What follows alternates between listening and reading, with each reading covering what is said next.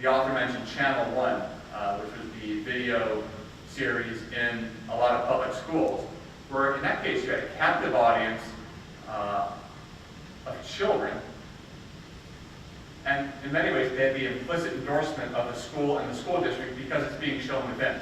To me, that standard is not being met. You're trying to influence people who probably shouldn't be influenced that way. Along those same lines, a lot of marketers have reward programs for children that have good grades. McDonald's, if you have straight A kindergarten through 5th grade students, they can earn a free Happy Meal. Pizza Hut, 3 A's on your report card, you get a free personal pan pizza. Wendy's, report card with A's and B's earns a delicious treat. Do we really want our kids getting into fast food restaurants? And why aren't we rewarding kids with carrots and a salad or fresh fruit or something like that? We have a big childhood obesity problem in this country. I don't see this as being productive. But a lot of times it's the parents that are taking the kids there. And I know that the marketers in this case are trying to build customers for life. And to me, I understand why they're doing it, but when you're starting with children, it's not a good objective. To me, it's not legitimate. It's not beneficial to society.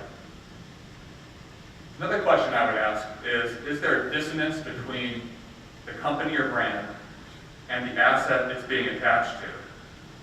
And the corollary of that is, what are the ethical standards or performance of the company that's doing the marketing or that's putting their name on something?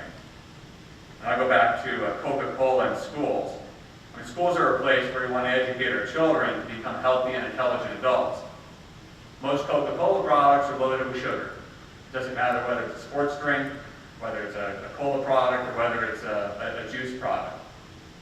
And we're not necessarily sending the right message to children that these are acceptable things to have day in and day out. They mentioned in the book sponsored police cars. To me, I find that offensive. Anyone else find that offensive? Yeah, okay. I mean, the idea of police and law enforcement is this is a body that's imbued with dignity and impartiality that should be motivated solely by upholding society's laws. And to me, putting sponsor logos on police cars degrades that purpose. And then that's a way that you can take some of that advertising money and do something more than just throwing your name on it. I think it's inevitable that way that we'll only see more corporate involvement in our public lives.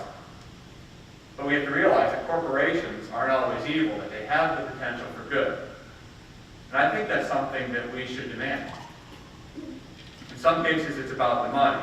But I would ask, as a marketer, and I would ask my client, is there a way that it can be about more than the money? Or about more than the exposure?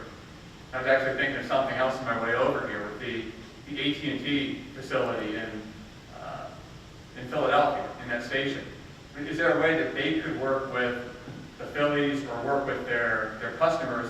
You know, when you swipe your card going through there, what if once a month there was a special thing you could go through, swipe your card, and every time you swipe it, they would give an additional $1, and you work with the Phillies and the sporting teams down there to build parks. You know? It's not just $3 million to name that. What if it's $2 million to name it, $1 million to match public money that's going to serve a better good? And that's what you have to think as a marketer. Is there a way you can take that money or a portion of it and do something better with it? So you have to think, are we just selling out? Or is there an opportunity to build up together? And to me, the latter should be the goal.